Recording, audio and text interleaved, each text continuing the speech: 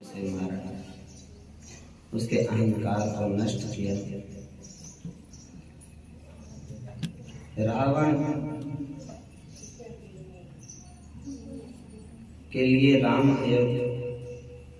के लिए अयोध्या नहीं आए। रावण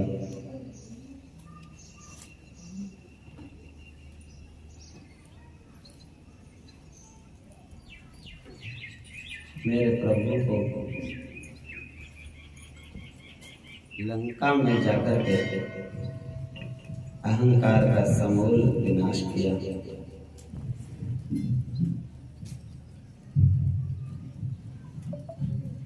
धर्म का मतलब है मर्यादा का पालन करना। मर्यादा में सहनशीलता तो है, सहनशीलता परम आवश्यक है। सहनशील होना चाहिए व्यक्ति को, लेकिन सहनशील धर्मात्मा लोगों के सामने, बड़े बुजुर्गों के सामने, अपने घर परिवार में ही सहनशील होना चाहिए, दुष्टों के बीच में नहीं। जहां अपने घर के माता पिता हैं, उनके बीच में सहनशील बनो। कई माँ है, माँ के कहने से परमात्मा ने, मेरे प्रभु राजकुमार श्री राम ने अपने सब ठाट बाट छोड़ दिए, राज से वस्त्र त्याग दिए, आभूषण त्याग दिए, कशैले वस्त्र धारण कर लिए,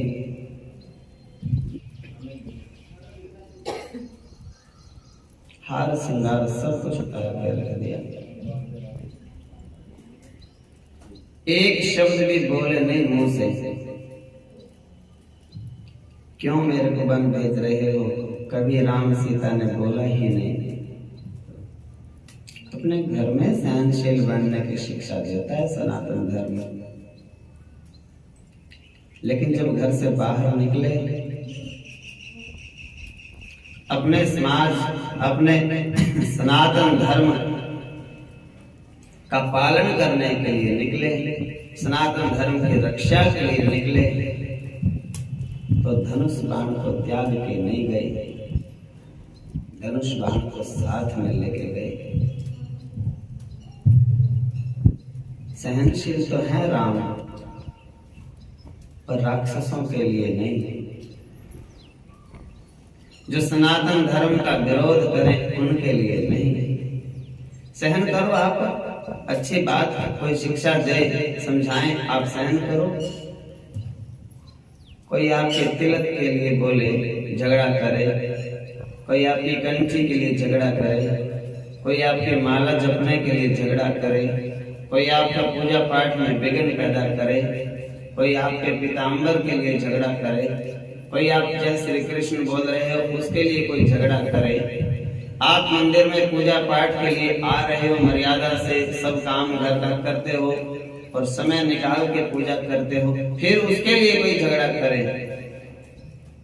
आप विरोध कर सकते हो।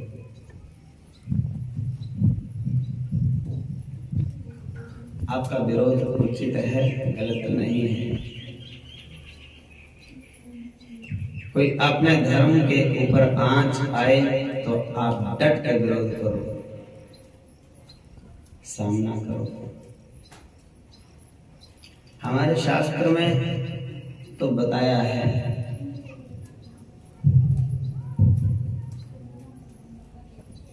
रामायण में, रामचरितमानस में भी लिखा है। फिर वो मिट्टी इकट्ठी हो गई, अलग अलग बैठाओ।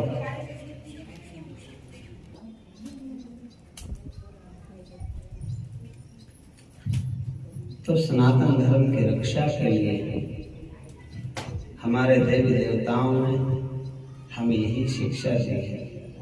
हमारे सनातन धर्म का कोई देवता ऐसा नहीं जिसके हाथ में अस्त्र शस्त्र नहीं, सबके हाथ में अस्त्र शस्त्र हैं। वो अपने रक्षा के लिए, सनातन धर्म की रक्षा के लिए, अपने बच्चों की रक्षा के लिए, संतों की, गौ की, ब्राह्मण की, साधु की, कन्या की और सनातन धर्म की रक्षा के लिए। रामायण में लिखा है, जो भगवान की निंदा करे उसकी जीभ काट लो, बस चले दो, और नहीं तो उसको जीवन में कभी उसके साथ कलाम करने की जरूरत नहीं, कोई आवश्यकता नहीं ऐसे मित्रता की जो भगवान की निंदा करे, जो संतों की निंदा करे, जो राष्ट्र का प्रेम जिसमें ना हो, ऐसे व्यक्ति से मित्रता घातक होती है। सनातन से प्रेम हो, सनातन भगवान के अवतारों से प्रेम हो, वेद पुराणों से प्रेम हो, गौ माता साधु संतों से प्रेम हो, कन्या से प्रेम हो, ब्राह्मणों से प्रेम हो, भक्तों से प्रेम हो, उन्हीं का संग करो, अन्यथा सांप को दूध पिलाने से कोई लाभ नहीं मिलता।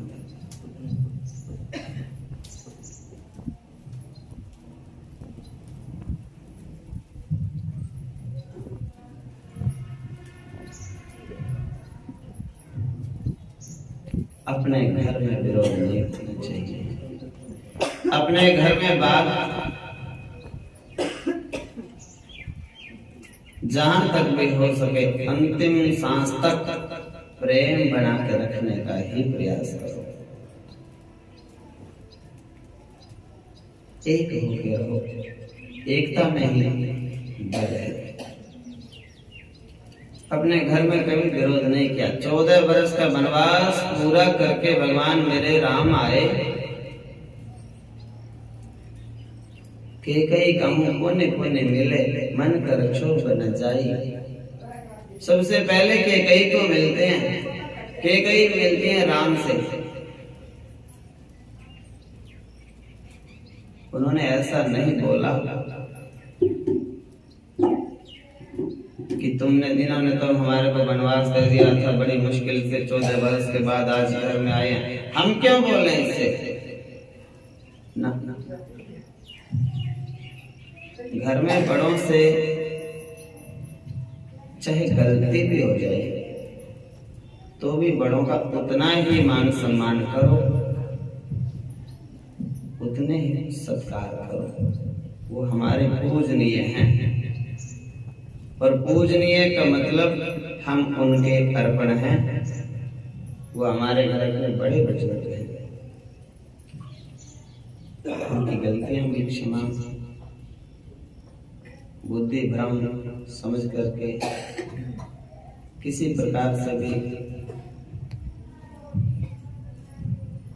लोभ लालच में आकर के उन्होंने गलती भी कर दी तो भी उनकी गलतियों को क्षमा करके उसी तरह से सेवा करो, तन मन से, श्रद्धा से, लगन से। क्यों? हमें तो अपने कर्मों का फल मिलेगा। बोलो जय श्री कृष्ण। अपने ही कर्मों का फल चाहिए, हमें नहीं देखना दूसरा सामने वाला क्या करता है। हमें इतना पता ही है, हमारे पहले भी पूजनीय थे, आज भी पूजनीय हैं और अंतिम समय तक पूजनीय ही रहेंगे। गौ माता की आप सेवा कर रहे हो और गौ माता ने आपको लात लगा दी और जोर से लगा दी और चोट लग गई, 1 महीना तक मंजे में पड़े रहे, गौ ने तो लात मार दी, मेरे को तो बड़ा नुकसान हो गया। उसके बाद 1 महीने बाद आप ठीक हुए, ठीक हो के आप गौ को लात नहीं मार सकते। बोलो जय श्री कृष्ण। वो पूजनीय पहले भी थी, लात मार दी उसने, वो तब भी पूजनीय है और पूरी उम्र पूजनीय ही रहेगी। उसी तरह सास ससुर, बड़े बुजुर्ग, माता पिता, वो पूजनीय ही रहेंगे। प्रहलाद से शिक्षा लो। प्रहलाद किनके पुत्र हैं? हिरण्यकशिपु के।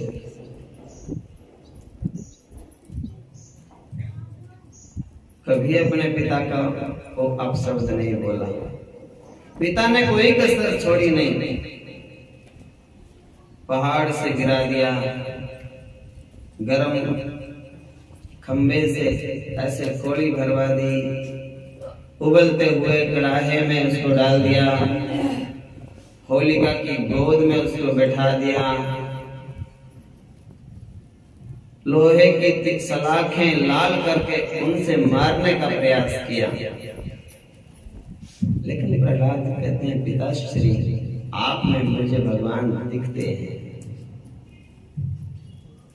कभी नहीं कहा आप में मुझे राक्षस दिखता है, भूत प्रेत दिखते हैं।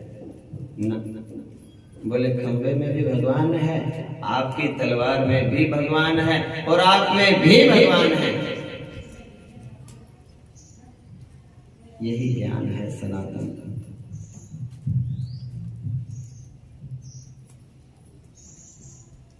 जिनको हम समर्पित हो गए, सास ससुर पति माता पिता,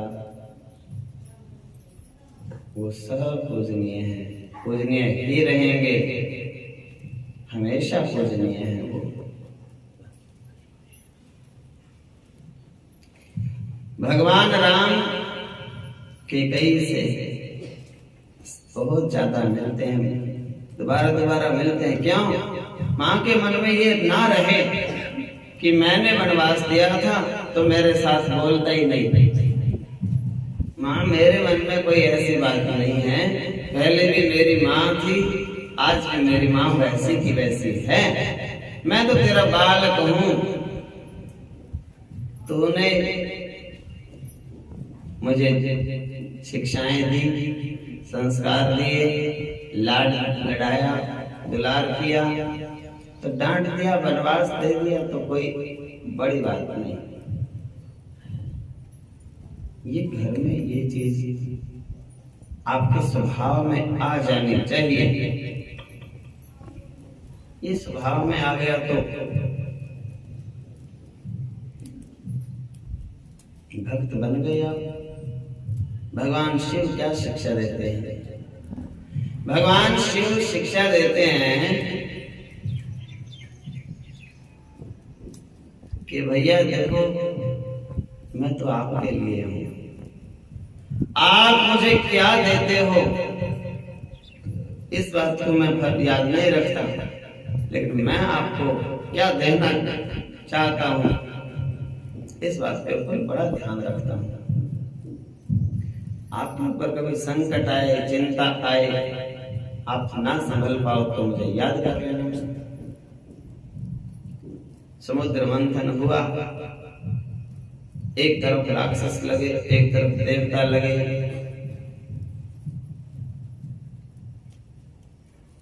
ऐसे वासुकी नाग की वो बनाई गई नेता और मंदराचल पर्वत की मथानी बनाई। भगवान कच्छप उसके नीचे विराजे। समुद्र मंथन हुआ और विष निकला, हलाहल।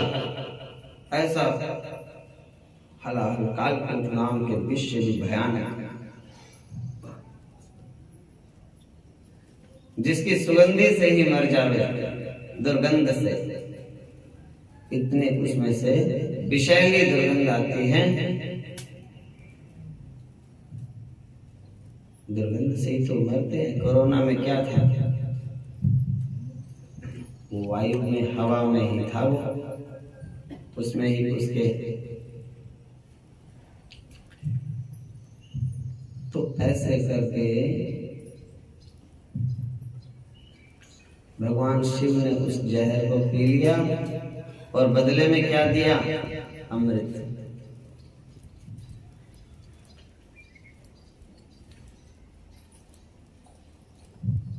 कैलाश के निवासी बार बार तुम आयो शरण तुम्हारी बोले तार तार। जहर पिया जीवन दिया, कितना उदार तुम, आयो शरण तुम्हारी, भोले तार तार तुम।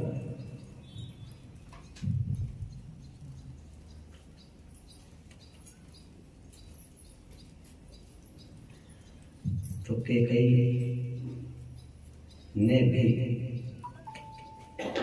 शिव की तरह विष पी के अमृत दिया। कैसे? ये भगवान राम की कैकेयी से प्रार्थना थी कि मैया आप ये सुबह मुझे 11 बजे राजगद्दी पर बिठा देंगे मेरे पिताश्री, और हजारों सालों से दंडक वन में संत तपस्या कर रहे राम दर्शन के अभिलाषा में भिलनी जैसी माता बड़े लंबे अरसे से इंतजार कर रही है, और दुष्ट दुराचारी पापियों के आतंक से ये पृथ्वी त्रसित है, दुखित है। उनके लिए मैं जाना चाहता हूं कल ही। यदि मैं राजगद्दी पर बैठ गया, ऊपर देवता उदास हैं, निराश हैं, वो मेरा जन्म तो पृथ्वी को पवित्र करने के लिए होता है, धर्म की स्थापना के लिए होता है, और जब आता तो विनाश आए दुष्कृताम, दुष्ट लोगों का विनाश करना मेरा पहला काम होता है। कैकेयी ने राम को वचन दिया, मैं ऐसा ही करूंगी तेरे कहने से, मैं ये जहर पीऊंगी, बदनाम हो जाऊंगी, लेकिन मुझे इस बात की चिंता नहीं। और संत कहते हैं जहर पी के, और कैकेयी ने दुनिया को अमृत के रूप में भरत दे दिया। बोलो जय श्री कृष्ण।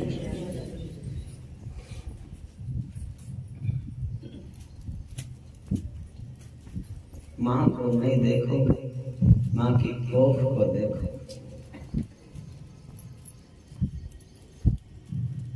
कैकेयी के खून में 1% भी दोष होता, कैकेयी के दिमाग में 1% भी अगर कोई दोष पाप होता, तो इतना बड़ा भगत उसके गर्भ से जन्म कभी नहीं ले सकता था। उसने भरत जैसा अमृत दुनिया को दिया। वो भरत जो कहता है अर्थ न धर्म न काम रुचि, गति न चाहा निर्माण, जन्म जन्म रति राम बद, यह वरदान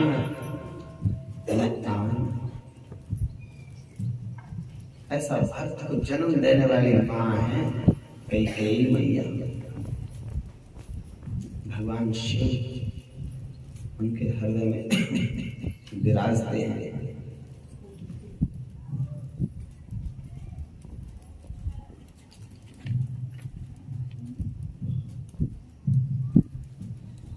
भरत के हृदय में जो राम का प्रेम है अनंत है।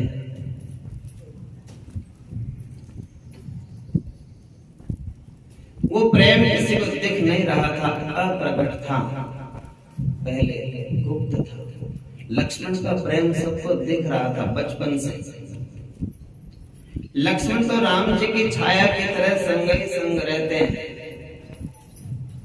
व्यक्ति के साथ में उसकी परछाई चलती है जैसे, और लक्ष्मण तो राम जी के साथ साथ ही रहते हैं। और शत्रुघ्न और भरत जी की जोड़ी है, जोड़ी है भरत शत्रुघ्न और राम लखन।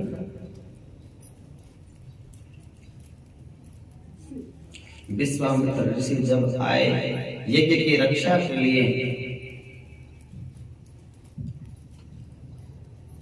वहीं से सब बातें शुरू हुई।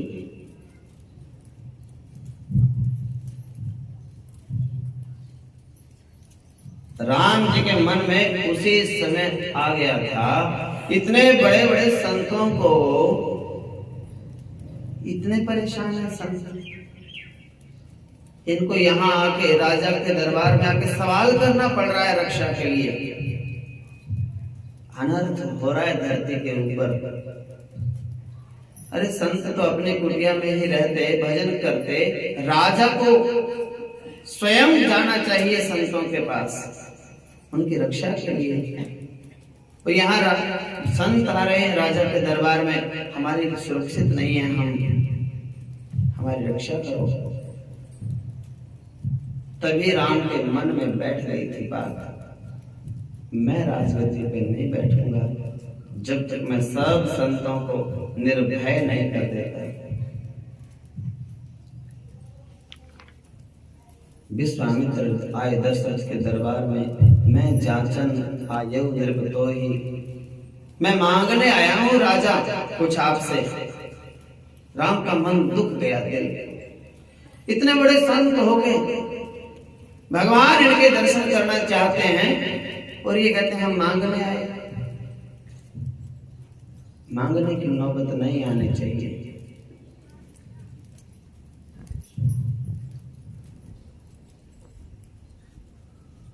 क्या मांगना चाहते हो? अंत समेत देव रघुनाथा, निश्चर बद्ध मैं हो सना था। मैं मांगने आया हूं, छोटे भैया के साथ रघुनाथ जी को मेरे साथ भेज दो, राक्षसों का वध हो जाए और हम पर हमारे स्वामी की कृपा बनी रहे, प्रभु की।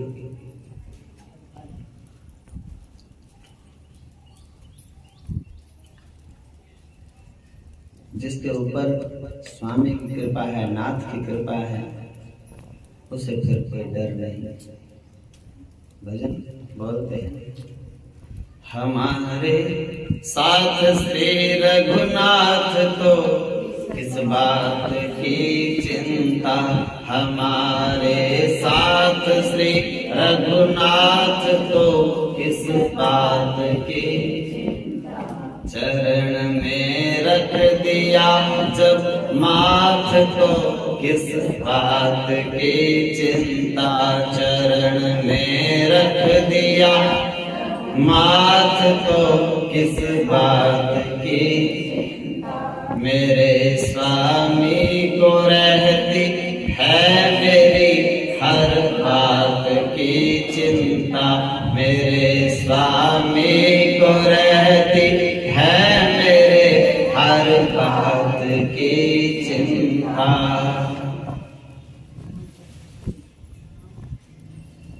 विश्वामित्र जी कहते हैं, निश्चर बद्ध मैं होब सना था, राक्षसों का वध हो जाए और हम अनाथ ना रहें। हमें ऐसा स्वामी, ऐसा राजा मिले जो हमारा रक्षा कर सके। पिता के जैसा राजा होता है, सब प्रजा को पुत्रवत पालन करे। और हनुमान जी जब लंका में गए, लंका को जलाया और लंका के बारे में क्या कहा तुलसीदास जी ने, जरई नगर अनाथ कर जैसा, ऐसे जल गई लंका जिसका कोई राजा ही ना हो, अनाथों के जैसे जल गए लोगों के मकान। नाथ तो भगवान है सबके, अब भगवान की क्रूर नजर हो गई, उसको कोई बचा सकता नहीं।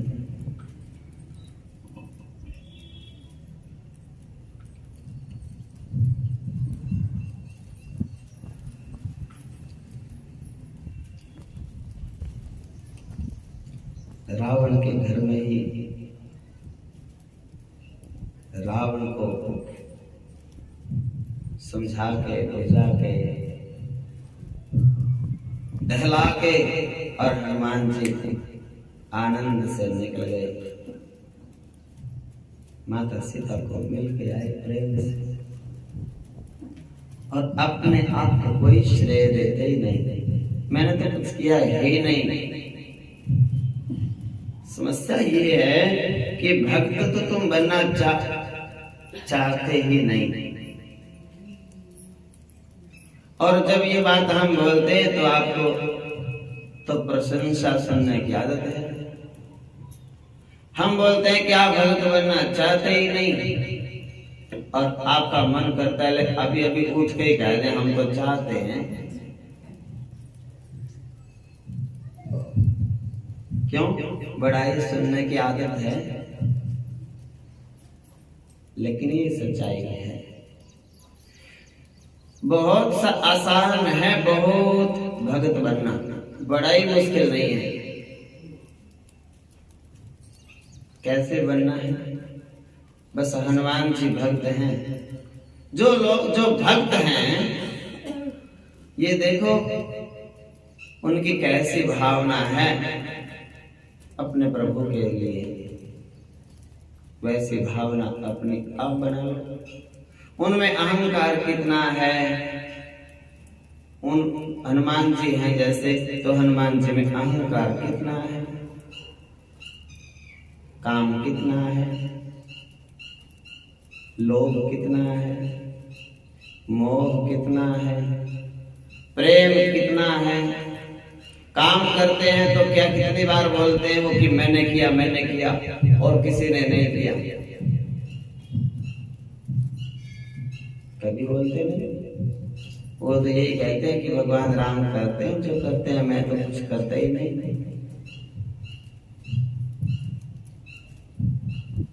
तो ये बात है। जब भक्त, तो अगर आपको भक्त बनना हो तो हनुमान जी से सीखो कि मैंने तो कुछ किया ही नहीं, अपने जीवन में मैंने कुछ नहीं किया, सब राम जी ने किया। और राम जी के लिए क्या क्या नहीं छोड़ दिया, क्या नहीं छोड़ा। हनुमान जी चाहते इन आतंकी लोगों की तरह राजगद्दी पर बैठना, तो हनुमान जी किसी भी राजा को हरा के अलंका में गए थे, रावण को वहीं मार के गद्दी पे बैठ जाते। लेकिन उनको तो भगत बनना है। भगत बनने में और लोभी लालची राजा बनने में तो अंधेरे और प्रकाश के जितना अंतर है। उनको भक्त थे, वो भक्त बनना था।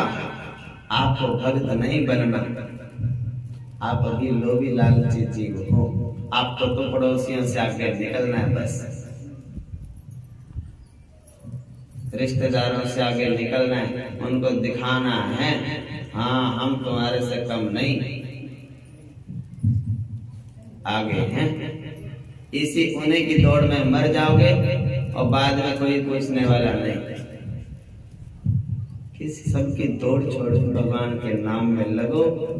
बैरी ही राम बड़ाई कर रही, बैरी लोग भी राम की प्रशंसा करते थे। तो ऐसे भजन करो भगवान का, आपके दुश्मन भी कहें हम तो बोलते नहीं पर है भगत पक्का। ऐसे भक्त बनो, भक्त है। सच्चाई छुप नहीं सकती कभी झूठे उसूलों से, और खुशबू आ नहीं सकती कभी कागज के फूलों से। ईमानदारी से भक्त बन जाओ, और अगर ऊपर ऊपर से बनोगे तो सच्चाई छुपती नहीं, एक ना एक दिन तो ऊपर आएगी। कुएं में जाके बोलोगे तो ऊपर आएगा। तो बनना है भक्त। भक्तों को देखो और उनसे बोलो कि जैसे आपने अहंकार नहीं किया, मेरे को भी आशीर्वाद दो, मैं भी अहंकार ना करूंगा।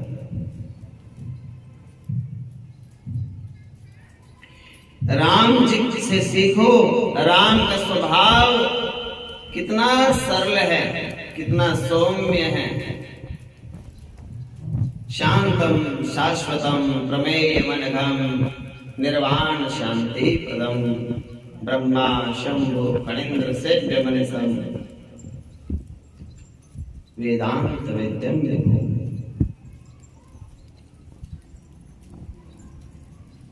बड़े शांत हैं, शांताकारं भुजगशयनं पद्मनाभं सुरेशं। बड़े शांत हैं। जब आप उनके जैसे शांत हो जाओगे, लेकिन धर्म के ऊपर बात आए तो धनुष बाण तैयार है। इतनी सी बात सीखनी। आपके धर्म के ऊपर आंच आए तो आपके हाथ में जो भी हो, आप अपने धर्म की रक्षा करो। सामने वाले को नष्ट करके भी अपना धर्म बचाओ, चाहे वो व्यक्तिगत होता है धर्म। अपनी रक्षा के लिए सामने वाले के प्राण भी लेने पड़े तो ले सकते हो, धर्म की रक्षा के लिए।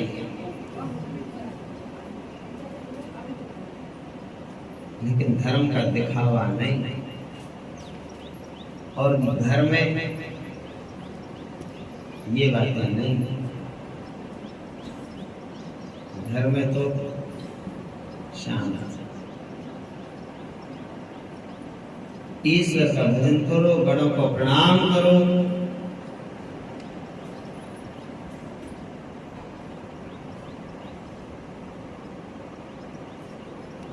भगवान कृष्ण ने गीता सुनाई अर्जुन को, और गीता में सब बात बताई, एक एक बात। उसने बताया कि पूरा जीवन शांत रहो, लेकिन यदि ऐसी ऐसी परिस्थिति हो तो अर्जुन हथियार उठाना परम आवश्यक है, फिर लड़ना पड़ेगा। धर्म के ऊपर जब आ जाए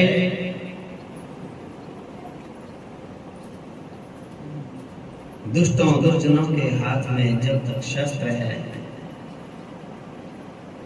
देवता अपने शस्त्र को नीचे नहीं रखते। राक्षसों के हाथ में हथियार हैं तो भगवान अपने हथियार को अपने से अलग नहीं करते। तब तक भगवान कमर कस के डटे रहते हैं मैदान में। परित्राणाय साधूनां विनाशाय च दुष्कृतां धर्म संस्थापनार्थाय संभवामि युगे युगे।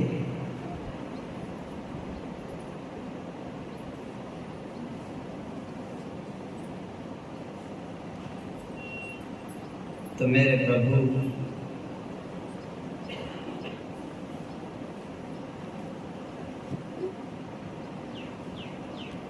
ने चित्रकूट की यात्रा करी। दंडकारण्य में गए प्रभु, कैलाश और जगन्नाथ नहीं गए। क्यों? वो उसी क्षेत्र में गए जहां दुष्टों का ज्यादा आतंक था। भगवान को पता था कि राक्षस जहां हैं उनको नष्ट करना परम आवश्यक है।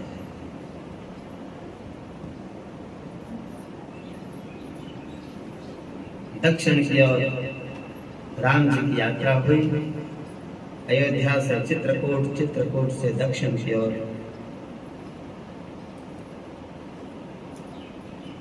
आग बढ़ती हुई इसी तरफ से आ रही थी। फिर पंचवटी में पहुंचे प्रभु दंडकारण्य से होते हुए, और उससे पूर्व अनेक अनेक ऋषियों से पूछते गए, सब संतों को मिलते गए, आप सुरक्षित हैं, आपका भजन ठीक चल रहा है, यहाँ राक्षस आपको परेशान तो नहीं कर रहे? सबसे पूछते गए रास्ते में, ताकि आज विश्वामित्र जी आए हैं थे और फिर दोबारा ना किसी को राज दरबार में आना पड़े। राजा का स्वयं कर्तव्य होता है अपनी प्रजा को कुशल क्षेम पूछना, उसकी सुरक्षा की व्यवस्था करना, अपने गुप्तचरों से जानकारी लेते रहना, किसी को किसी प्रकार की परेशानी तो नहीं।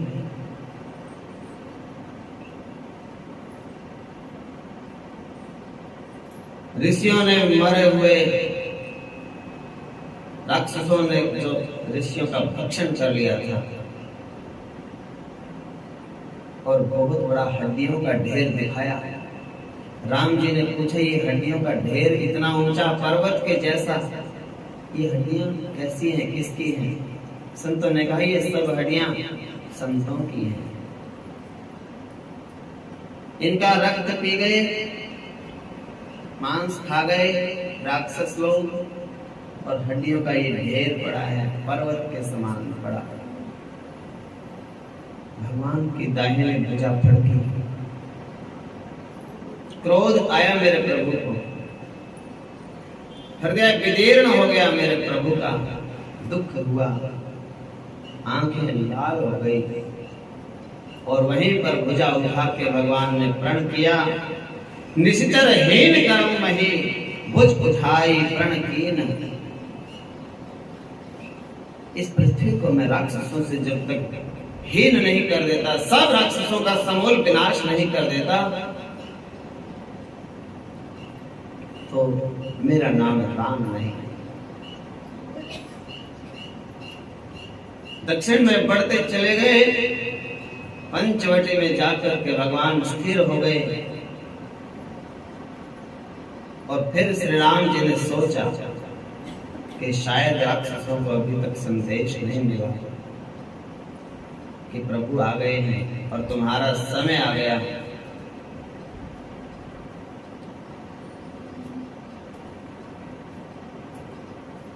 तो ऐसे तो राक्षस यहाँ आएंगे नहीं युद्ध करने के लिए। भगवान ने सोचा छेड़छाड़ करनी पड़ेगी कुछ।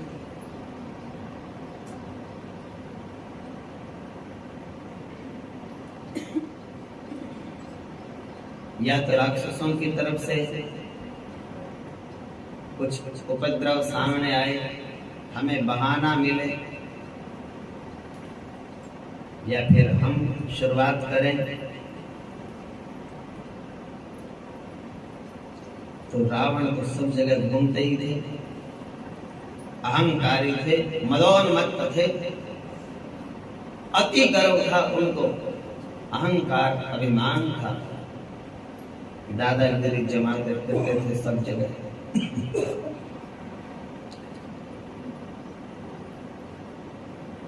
अब खानदान के चाल चलन भी होते हैं कुछ। हाँ, चाल चलनों से पता लग जाता है ये बच्चा किनका होगा। आजकल तो बुजुर्ग लोग जज करते नहीं, पहले तो बूढ़े बुजुर्ग लोग बता देते थे अंदाजे से।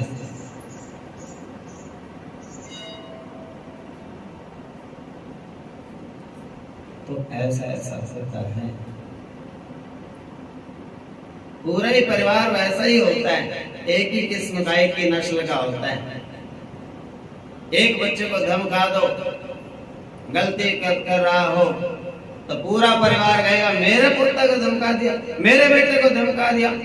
10, 12, 15 लोग एकदम निकल के आएंगे, छोड़ेंगे नहीं, मार देंगे, नष्ट कर देंगे, उजाड़ देंगे, दोबारा हाथ ला के दिखाओ।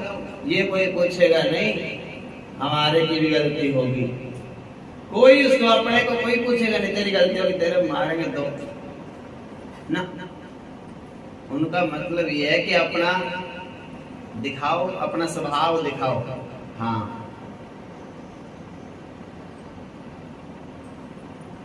ऐसा हो जाता है कई बार। ये नस्ल खानदान के बात होती है। परिवार में अपने अपने परिवार के कुछ न कुछ तो गुण अवगुण रहते हैं। भगवान के रंग भरे हुए हैं,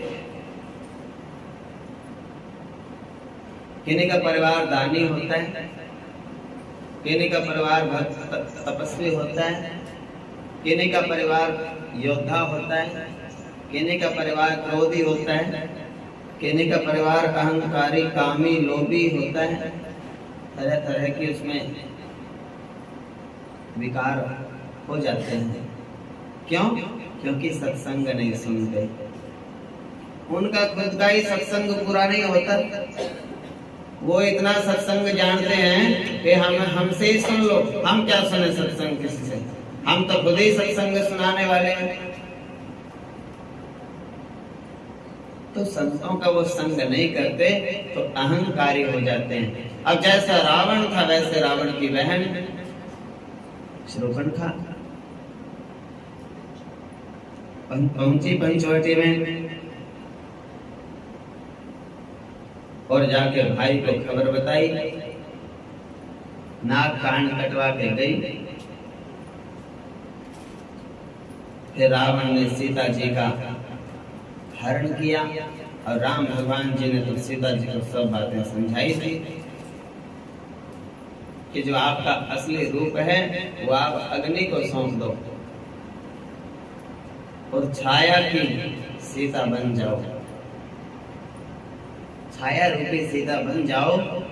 एक बहाना बनाना है, हम राम और सीता दोनों ने मिल करके, और लक्ष्मण को भी ये बात नहीं बताना, और लक्ष्मण को भेज दिया फूल लेने के लिए, फल लेने के लिए, पूजा के लिए। और राम सीता ने दोनों ने सलाह बनाई, बोले रावण का विनाश करना है।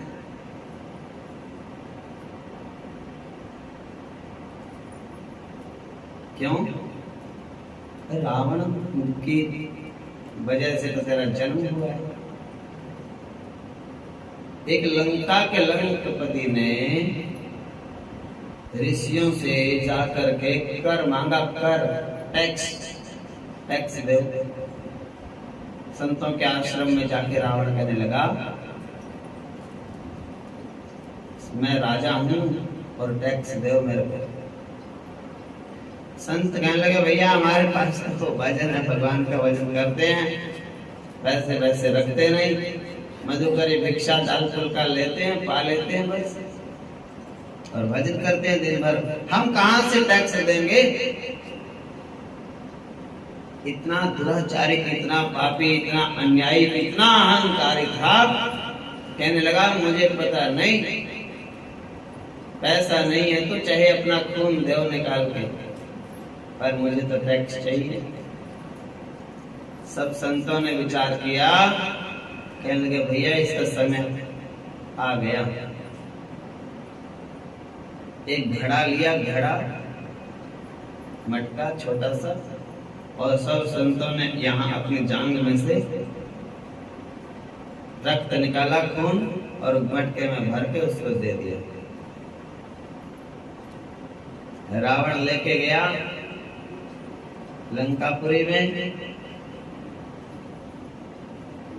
सचिवों से, सलाहकारों से सबको दिखाया। तो समझदार भी होते हैं मंत्री संतरियों में, एक कहने लगे ये तो आपका विनाश का कारण है, हो गया सत्यानाश आपका। ये खून ऋषियों का खून आपने निकलवा लिया, ये तो आपका विनाश करेगा। आप डर गए, बोला फिर क्या करूं? करो क्या, इसको तो बहुत दूर कहीं धरती में दबा दो,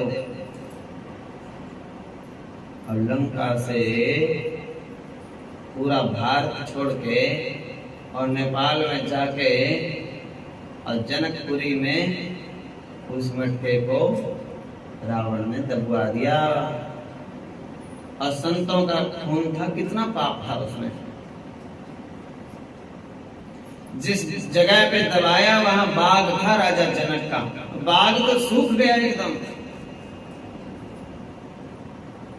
एक पत्ता भी हरा नहीं बचा बाग में, और बरसात नहीं हुई, 12 साल तक एक बूंद नहीं पड़ी। ऐसा संतों का भार उस भूमि पे चढ़ा।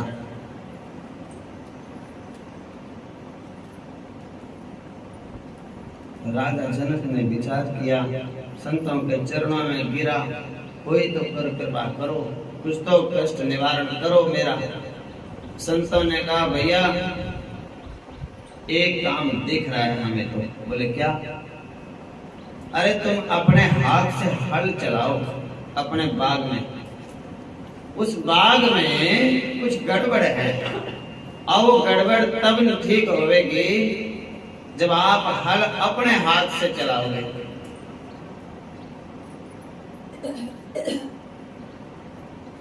राजा बड़े आज्ञाकारी होते थे संतों के।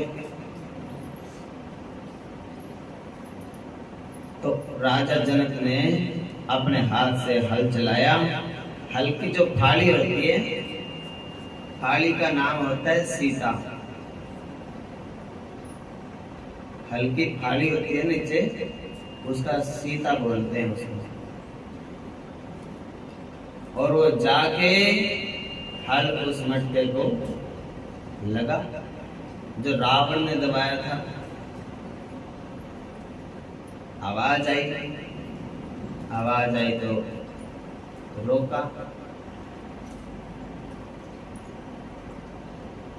मटका निकाला, मटके को खोला तो कन्या थी उसमें छोटी सी। ये संतों का कृपा है।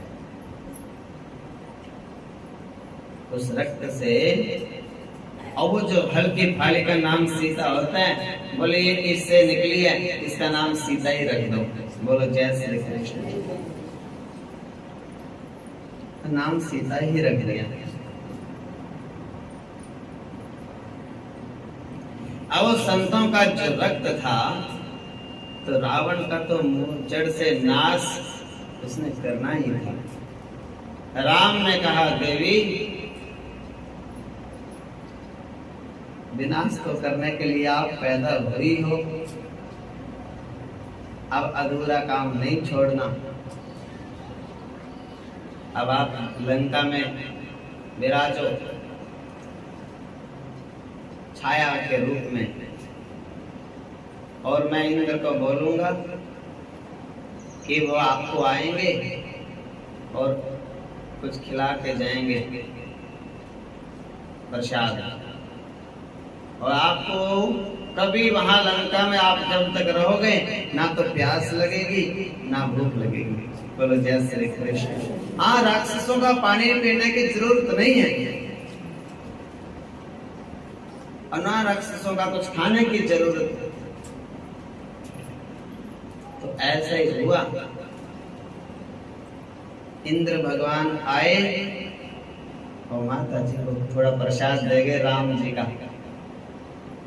बोले लो मैया, ये राम भगवान ने भेजा है, खीर का प्रसाद एक चम्मच खिला के चले गए। बोले ये, अब बोले कभी आपको ना तो प्यास लगेगी और ना भूख लगेगी। बोले जय श्री कृष्ण। ना तो जल पिया कभी,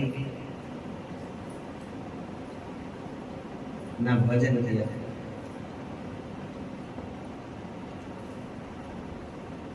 तो ये सब योजना के तहत था सब काम।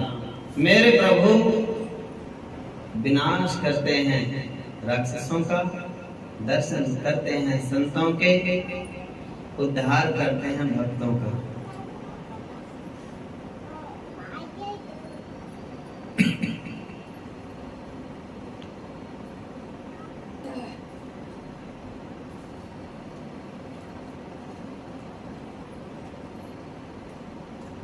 वसुधा एव कुटुंबकम।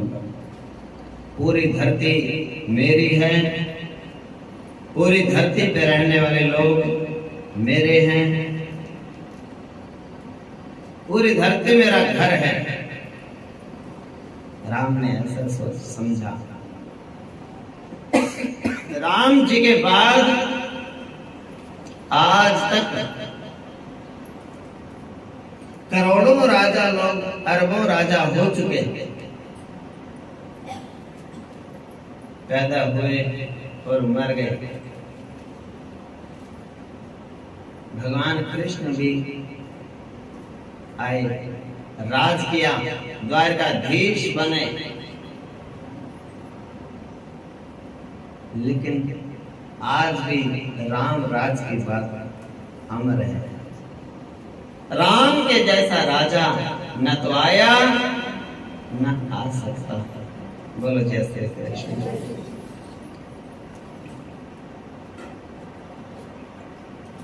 बोलिए राजा रामचंद्र भगवान की। देखो कृष्ण के आगे राजा नहीं लगता, और राम जी के सामने बोला जाता है राजा रामचंद्र भगवान की जय,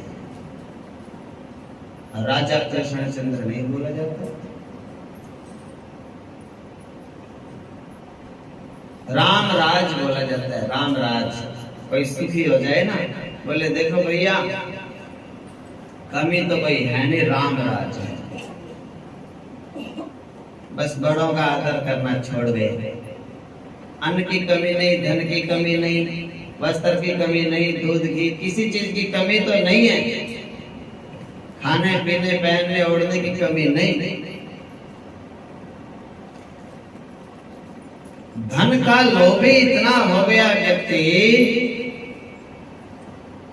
कि धन के लालच में, धन के लोभ में किसी का भी अपमान कर सकता है, घर वालों का भी, बाहर वालों का तो करना ही है। अति लोभ बढ़ गया।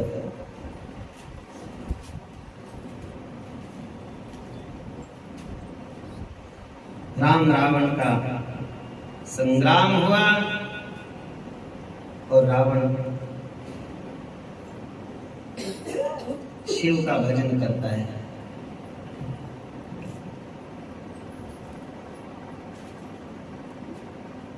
और शिव का ही भजन करके राम ने लंका पर चढ़ाई की। देखो शिव की ही पूजा राम करते हैं और शिव की पूजा ही रावण करते हैं, लेकिन अंतर है दोनों में। रावण जो पूजा करता है वो पूजा में भी अहंकार करता है, मेरे जैसी पूजा कोई कर सकता नहीं, पूजा में भी अहंकार। जब अहंकार हो गया तो पूजा तो आपकी नष्ट हो गई।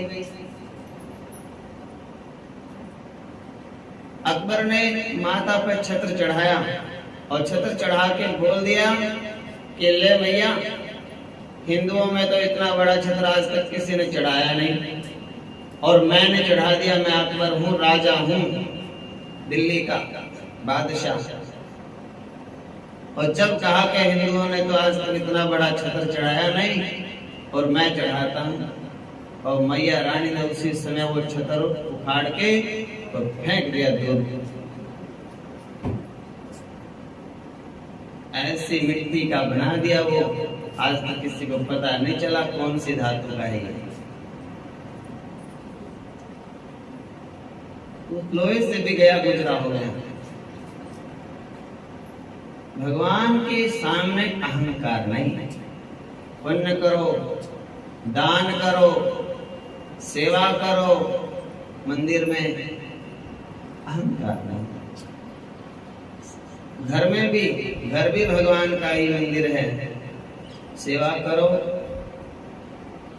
काम करो, उन्नति के लिए प्रयास करो, बच्चों को अच्छी शिक्षाएं दो, संस्कार दो, पढ़ाओ लिखाओ, मकान बनाओ, ब्याह शादी करो, लेकिन अहंकार नहीं।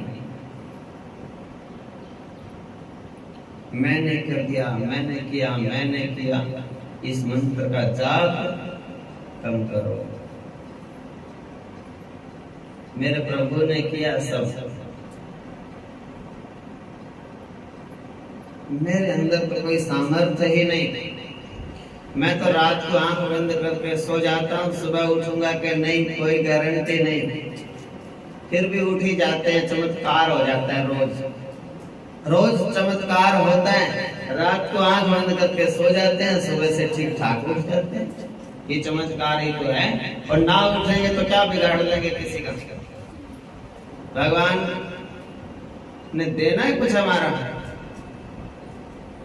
वो जाते हैं ठीक ठाक। लेकिन इस चमत्कार को हम नमस्कार नहीं करते। सुबह उठते ही प्रभु को नमस्कार करो, प्रभु चमत्कार कर दिया आपने। हाँ, अरे दिन भर तो मेरे को बड़ी चिंता रहती है,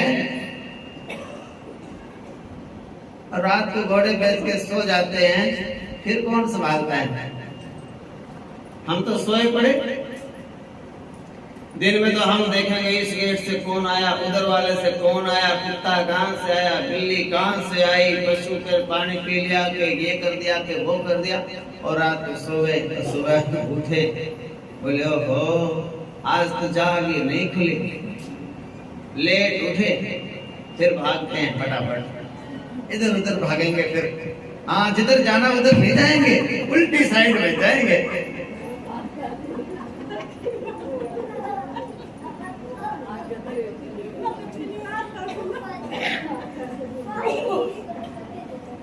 जाना तो इधर है, तेरे को जाओ उधर रहे, बोले क्या करें, जल्दी जल्दी है ना, जल्दी जल्दी जल्दी में ऐसे ऐसे हो जाता है।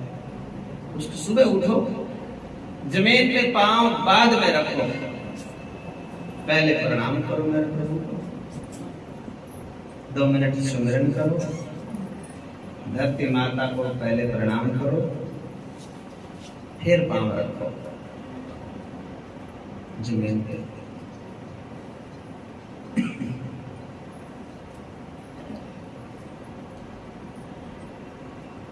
तो रावण के मन में बहुत अभिमान है, अहंकार है।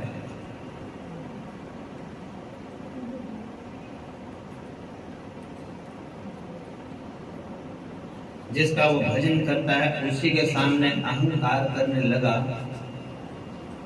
उसी का कैलाश पर्वत अपने भुजाओं से उठा लेता है। अरे मन में क्या आया रावण के? कैलाश पर्वत को जब रावण ने उठाया, मन में क्या आया? मन में आया मैं जिसको भगवान मान रहा था वो इतने हल्के निकले, मैंने उठा लिया पर्वत समेत। आप जिसको गुरु मानते हो, आप जिसको भगवान मानते हो, उनके मन में ही आप सोचो, उनके बारे में आप ऐसा सोच रहे हैं कि इनसे ज्यादा समझदार तो हम ही हैं। हो गया उद्धार। जब गुरु माना है, भगवान माना है, सन्मार्ग आपको दिखा रहे हैं, रावण में क्या कमी थी? कैलाश पर्वत को उठाया, शंकर जी को भी साथ में उठा लिया। बोले इतना हल्के को पूज रहा था मैं,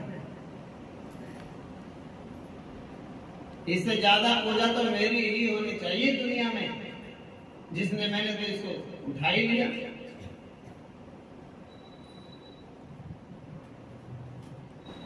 उपद्रवी था, बड़ा अहंकारी।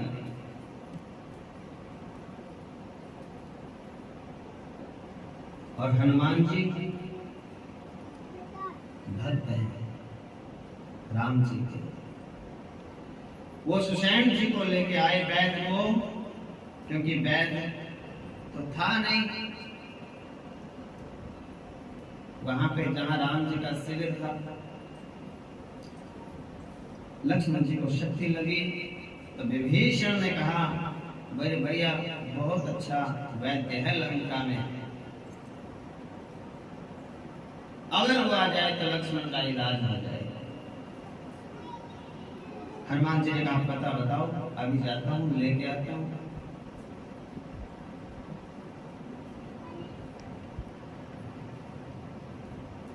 हनुमान जी रात के समय दुश्मन के घर में गए, लंका में जिनसे युद्ध चल रहा है उन्हीं के घर में चले गए।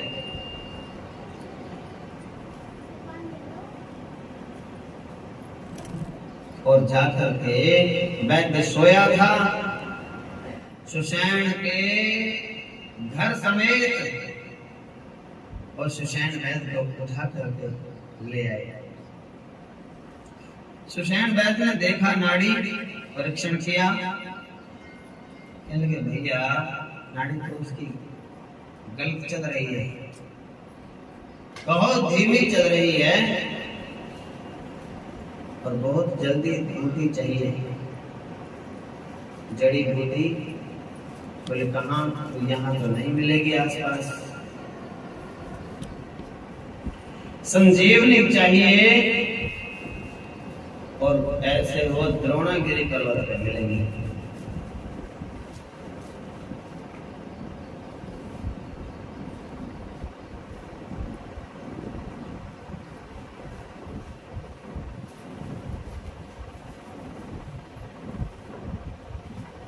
पहले तो हनुमान जी से एक बार तो उन्होंने विचार किया, वैद्यराज ने, कहने लगे भैया मैं वैद्य तो रावण के घर का हूँ, रावण का वैद्य हूँ और आप रावण के शत्रु हो, मैं कैसे जीवित करूं? अपने राजा के शत्रु को राम जी ने वहां कोई जबरदस्ती नहीं की। राम जी कहने लगे देखो आपका मन करे, आपकी आत्मा कहे तो आप इसको जवाई बेटी बनाओ, अगर आपकी आत्मा नहीं मानती कोई आपके साथ जबरदस्ती नहीं है। जब ऐसी बात मेरे प्रभु ने बोली, अंदर में जो भगवान बैठा होता है दया निधान बन के, वो दया जागी और कहने लगा वैद्य का काम तो मरते को बचाना है, उसमें शत्रु मित्र नहीं देखे जाते।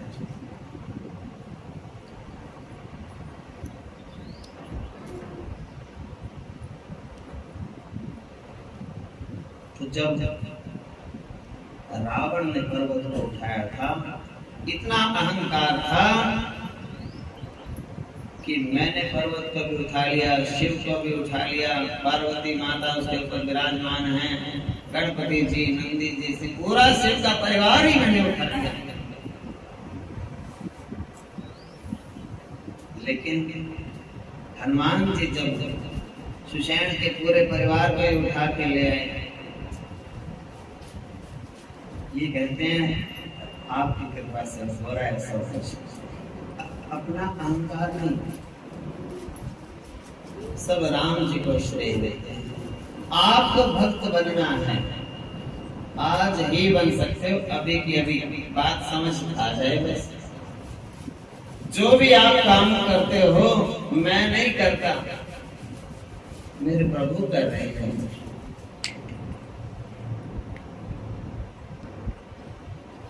तुम्हारे मन में तुम्हारे द्वारा की गई क्रिया का इतना बेटा आवाज करिए।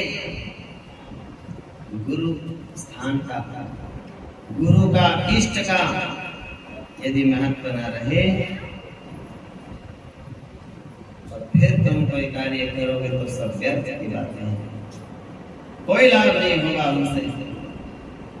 बस परंपरा के नाम पे कर रहे हो, लेकिन लाभ कुछ होने वाला नहीं है। भगवान राम जी ने अपने प्यारे भगवान शिव का निर्माण किया, शिवलिंग का, रामेश्वरम की स्थापना की। 12 ज्योतिर्लिंगों में उसका नाम आता है। एक एक ज्योतिर्लिंग का अपना विशेष महत्व है। भक्ति भावना से भगवान की पूजा की है, ये महत्व समझ करके रावण को समझा रहे हैं कि किस तरह से पूजा की जाती है। समुद्र के किनारे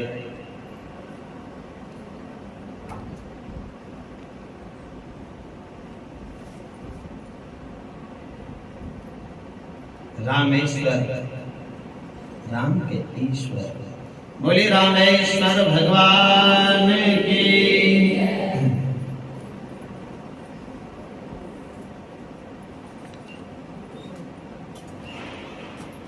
रावण भी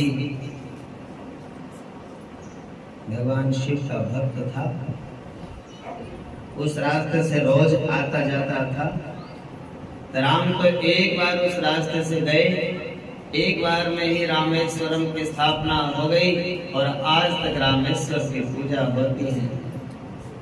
यदि रावण में विनम्रता होती, दीनता का भाव रावण में होता, अनंत प्रेम रावण में, तो रावण शिव की वहां स्थापना करते। कहीं रावणेश्वर भी तो हो सकते थे शिव, लेकिन रावण कहता है मैं खुद ही ईश्वर हूं, अहम ब्रह्मास्मि, मैं खुद ही ब्रह्म हूं। रावण के मन में ये अहंकार आया। कुंभकर्ण को जगाया, कुंभकर्ण को सब बात सुनाई, घटनाक्रम बताया और बात यहां तक पहुंचे कि तुम्हें लड़ने के लिए जाना है। कुंभकर्ण ने कहा लड़ने के लिए तो जाऊंगा ही, जब तुमने रात को कितना बढ़ा दिया, अब युद्ध के सिवाय कोई चारा नहीं दूसरा। लेकिन बात मैं तुम्हें कह के जाऊं। बोले बताओ। तुमने बहुत गलत काम किया।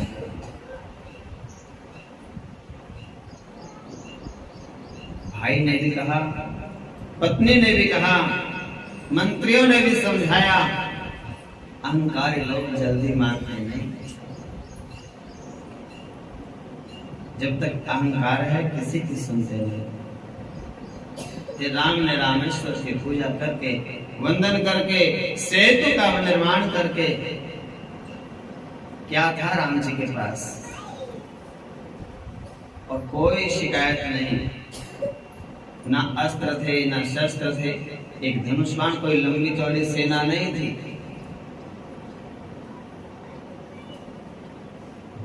क्रिया सिद्धि सत्वे महताम नोपकरणे, क्रिया की सिद्धि उपकरणों पर आधारित नहीं होती। आपका उद्देश्य सही होना चाहिए। आपके मन में यदि विचार है कि हमें तो भगवान से मिलना ही है,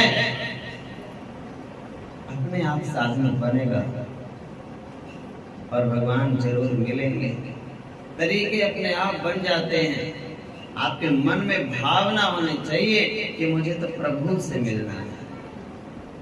यदि पहले ही सोच लोगे हमें तो नहीं मिलेंगे, हम तो पापी हैं, हम तो इतना वजन नहीं करते, उतना नहीं करते, इतना नहीं जागते, उतना नहीं व्रत रखते, उतनी बार तीर्थ नहीं करते, उतनी बार दान नहीं करते, उतनी बार पवित्र नहीं। इन सब बातों को छोड़ करके एक बात बैठा लो मन में, हमें तो भगवान जरूर मिलेंगे और बहुत जल्द मिलेंगे। एक रूप में तो मिले हुए हैं, गुरुदेव के रूप में, संतों के रूप में, और एक रूप में मिले हुए हैं माता पिता के रूप में, सास ससुर के रूप में, और अनेक रूपों में हमें भगवान मिले हैं। गौ माता के रूप में, कन्या के रूप में, अतिथि मेहमान के रूप में। और जब हम ऐसे सबको भगवान मानते रहेंगे, आदरणीय लोगों को, मंदिरों में जो भगवान के श्री विग्रह हैं, उनसे मिलके जब हम सोचेंगे यही तो भगवान हैं और हमें तो रोज मिलते हैं, इतनी पवित्र भावना, इतनी श्रद्धा, इतना विश्वास हमारे हृदय में जब जागेगा तो भगवान तो स्वयं आएंगे चल के हमारे द्वार पर।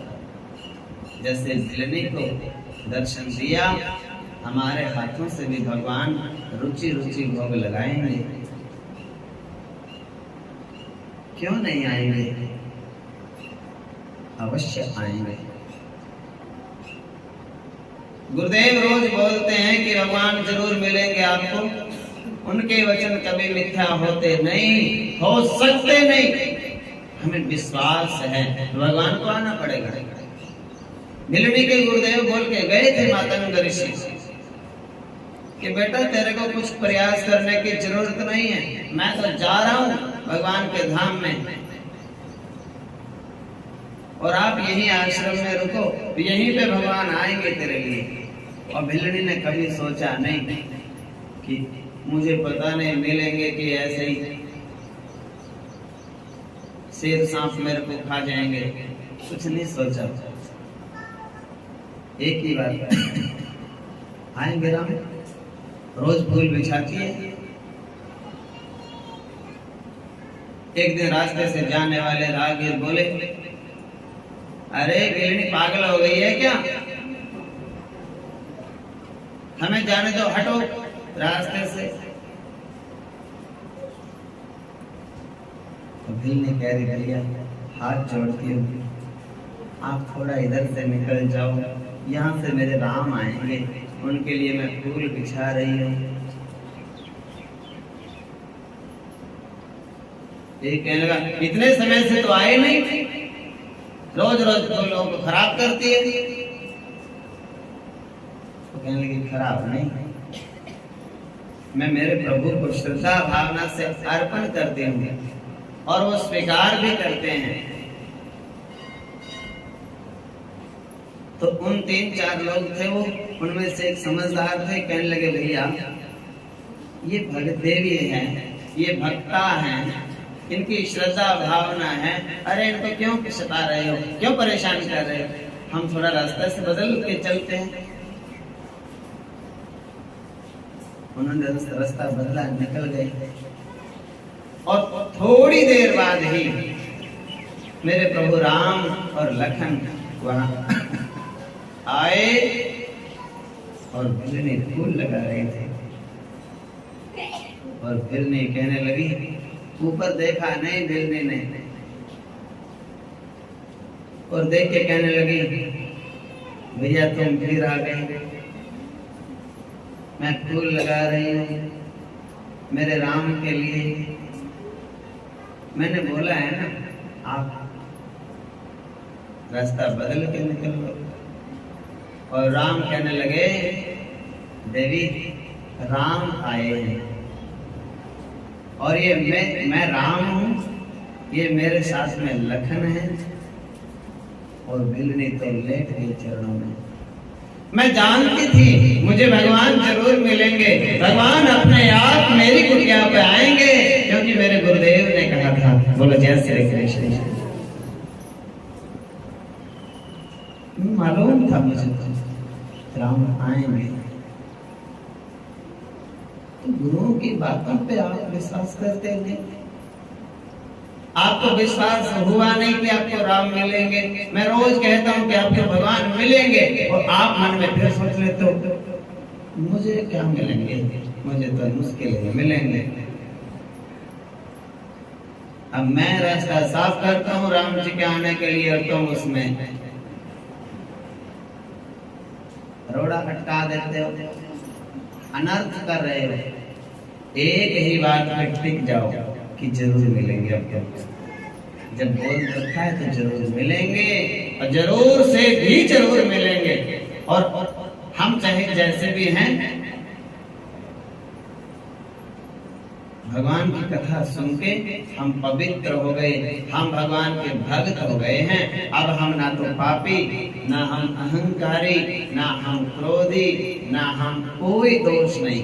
ये कथा ऐसी है, पावन करती है पतितों को, पतित पावन सीता राम। राम का तो नाम ही पवित्र कर देता है। जानबूझ के चिपकना हो कि ना हम तो पापी हैं, चिपके रहो, ऐसा नहीं होना चाहिए। ये कहो कि हम तो पुण्यात्मा हैं। हमारा तो सौभाग्य है, भगवान के कथा और संत समागम दोनों एक ही साथ मिल जाता है, रोज मिलता है दोनों टाइम। बोलो जय श्री कृष्ण।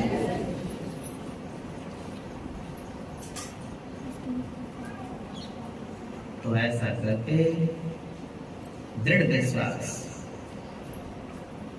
होना चाहिए।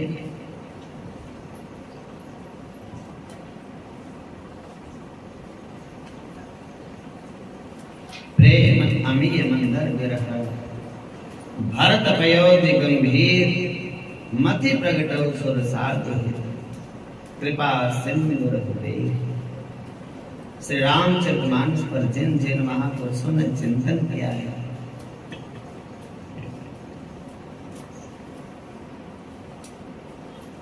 सुंदर सुंदर भाव उन्होंने प्रस्तुत किए हैं और उनको पढ़कर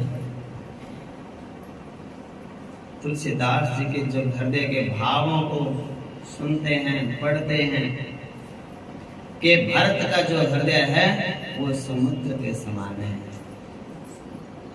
भरत पयोधि गंभीर, समुद्र गंभीर होता है, अपनी सीमाओं का उल्लंघन नहीं कर सकता। हजारों लाखों वर्षों से नदियां बहती हैं, समुद्र में मिल रही हैं। समुद्र की सीमा उतने की उतनी रहती है, कभी वो बढ़ता नहीं है, अपने सीमा का उल्लंघन नहीं करता, गंभीर है, छलकता नहीं, भरा हुआ छलकता नहीं है, छलकता तो ओछा बर्तन है।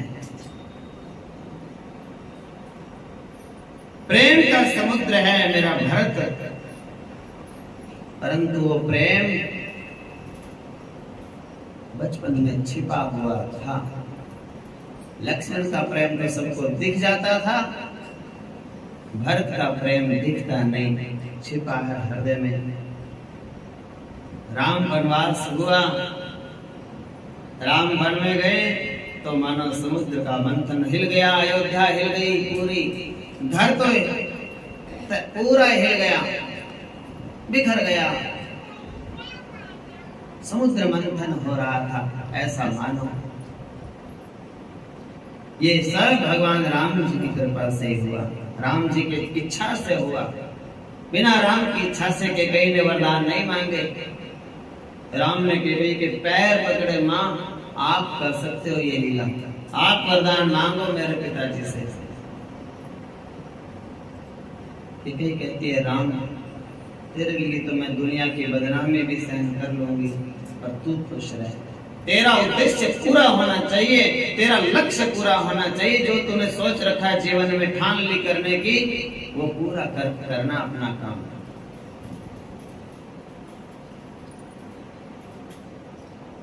इस वनवास की लीला से बहुत सारे काम एक साथ सिद्ध हो गए। आदौ राम तपोवनादिगमनम हत्वा मृगम कांचनम वैदेही हरणम जटायु मरणम सुग्रीव संभाषणम बाली निग्रहणम समुद्र तरणम लंकापुरी दाहनम पश्चात रावण कुंभकर्ण आदि हननम एतद्धि रामायणम। ये रामायण है, बहुत महत्वपूर्ण है ये घटना। विश्वामित्र जी के साथ जाने की बात हुई तो विश्वामित्र ने यही मांगा था कि अनुज समेत देव रघुनाथा, छोटे भाई के साथ रघुनाथ जी।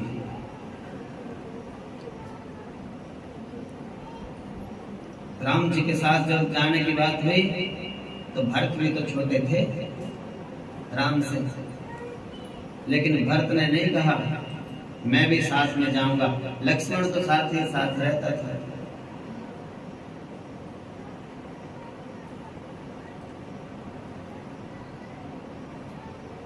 वहां जाने की बात हुई वन में, तो भी लक्ष्मण साथ साथ। भरत ने बिल्कुल नहीं टोका कि तुम ही हो लेते हो साथ साथ हर बार, अब के तो मेरी बारी है। भरत बड़ा था, बोल सकता था। ऐसा कोई झगड़ा भरत जी ने नहीं किया। पूजा, ये पूजा की बात है, ये रहस्य की बात है, गहराई की बात है। जो जितना अधिक प्रेम करता है, भक्त का प्रेम गंभीर है, समुद्र की तरह है। आप भगवान की पूजा करते हो, आपका भगवान से प्रेम है या गुरु जी से प्रेम है, जरूरी नहीं है भाग भाग के सबसे आगे आना।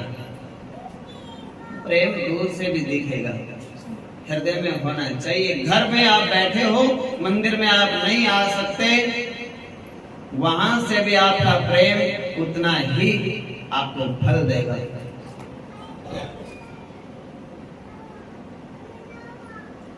और भगवान को और गुरुदेव को घर बैठे से ही पता लग जाएगा कि मेरे प्रति उनकी भावना कैसी है। पूजा हो रही है, भगवान शिव का अभिषेक हो रहा है और वो उसके ऊपर गिर रहा है, कोई दूसरे ऊपर गिर रहा है, मत्था टेक रहे हैं, धक्का मुक्की कर रहे हैं। ये बहुत बुद्धिमानी की बात नहीं है। उन भक्तों के दर्शन करो, उनको अवसर दो। आओ भैया, आप आओ आगे। राधा रानी ने मेरे गोविंद से प्रेम किया, कभी गोपियों के आगे अड़के खड़ी नहीं हुई कि कृष्ण तो मेरे मेरे हैं बस ना। वो तो चित्रवत बैठी रहती थी एक दूर और देखती रहती थी गोपियों की भावनाएं, मनोदशाएं, लीलाएं, सब उनकी भाव भंगिमाओं को निहारती रहती थी राधा रानी जी। देख देख के प्रसन्न होती। ऐसे मेरे भरतलाल अद्भुत प्रेम करते हैं। प्रेम की मूर्ति माना है भरत को। श्री राम प्रेम पीयूष भूषण ऐसा लिखा है। श्री राम प्रेम पीयूष पूर्ण शकल कहीं सराहि सराहि, राम प्रेम मूर्ति तनु पाई। राम के प्रेम की मूर्ति है भरतलाल। इसलिए दोनों भाइयों ने भी, भरत शत्रुघ्न ने, उन दोनों भाइयों ने भी, राम और लक्ष्मण ने बाहर रह करके, वन में रह करके, और इन्होंने अयोध्या में रह करके युद्ध किया। दोनों प्रकार से सुरक्षा, आंतरिक सुरक्षा, बाह्य सुरक्षा, बाहरी आक्रमणों से सुरक्षा की जितनी आवश्यकता होती है, दशाननी विचारधारा से मेरे राम ने संघर्ष किया। राक्षसी विचारधारा थी वो, अहंकार की विचारधारा थी। और अयोध्या में रह करके मंथरा की विचारधारा। कई लोग ऐसे होते हैं, बाहर तो पंचायतों में जाते हैं, बड़े बड़े फैसले कराते हैं, और घर में आकर जुत्ता पुजारी करते हैं। बोलो जय श्री कृष्ण। ये शिक्षा देते हैं कि भैया तुम बाहर फैसले कराते हो, घर में आते तुम घर को सिर पे उठा लेते हो, शांति का शिक्षा दूसरों को देते हो, अपने घर में भी तो शांति की समझ तुम्हें खुद को होनी चाहिए। दूसरों के घरों में जाके समझा के आते हो कि भैया कोई बात नहीं, सहन शक्ति बरतो और अपना घर बसाओ। अपने घर में आते ही बोले नहीं, सबको घर से निकाल दूंगा। ऐसे नहीं, प्रेम से, भावना से, विचार से। घर में विचारधारा होती है, मंथरा की विचारधारा सबके घर में होती है। तो उस विचारधारा से लोगों से लड़ने की जरूरत नहीं, घर के सदस्यों से नहीं लड़ना। घर में जो मंथरा वाली विचारधारा है, उस विचारधारा से लड़ो। कौन मंथरा आती है अपने घर में? कौन पट्टी पढ़ा के जाती है? बड़ों को, कोई बूढ़ों को, कोई छोटों को, कोई बड़ों को। उसको पकड़ो। सब घर के तैयार रहो उसको पकड़ने के लिए कि हमारे घर में आता कौन है निंदा चुगली सुनाने वाला। मौका लगते ही जहर घोल के जाता कौन है। ये जिम्मेवारी एक की नहीं, सबकी है। सास के पास बैठ के कोई बहू की निंदा करे तो सास को तुरंत टोकना चाहिए। मेरी बहू है, मेरी बेटी से भी ज्यादा प्यारी है मेरे को। फालतू बात नहीं। आओ बैठो, चाय पानी ले, नाश्ता कर लो, भोजन कर लो। हमारे घर की बातों में दखल देने की कोई जरूरत नहीं। और बहू के पास बैठ के कोई सास की निंदा करे तो बहू को भी तैयार रहना चाहिए घर की ये घर में जरूरी है। भरत राम जी तो वन में चले गए, भरत ने राम जी की निंदा नहीं सुनी। भरत कहते हैं मेरे प्रभु हैं, मेरे स्वामी हैं, वो जब कशैले वस्त्र धारण करके भजन कर सकते हैं वन में, तो भरत घर में रह के ही बैरागी रह सकता है। घर में ही भजन, राम जमीन पर सोते हैं तो भरत जमीन से 1.25 हाथ नीचे गड्ढा खोद करके उसमें कुशा का आसन लगा के नंदी ग्राम में भजन कर सकता है। मेरे सीताराम सीताराम सीताराम सीताराम सीताराम सीताराम। घर में मंथरा की विचारधारा से उन्होंने झगड़ा किया, लड़ाई की और अपने मन में कोई बुरा विचार पनपने नहीं दिया। उधर मेरे प्रभु भगवान श्री राम ने अहंकारी दशानन के विचारों से झगड़ा किया।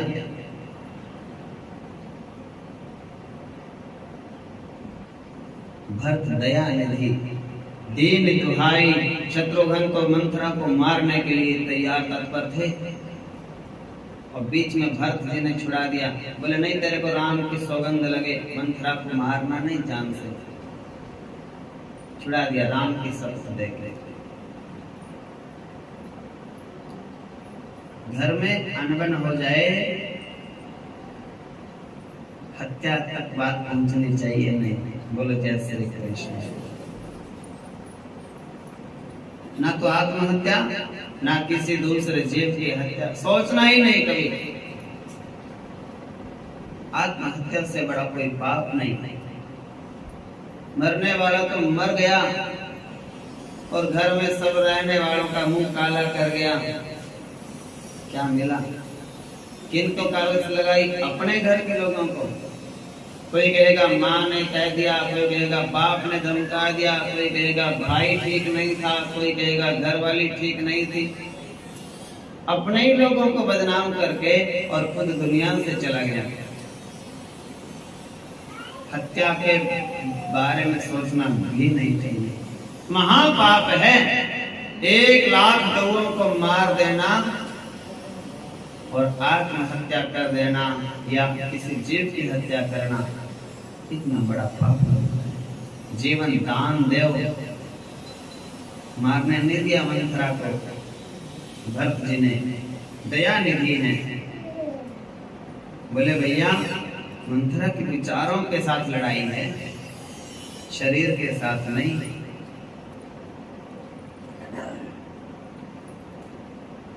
तो ऐसा करके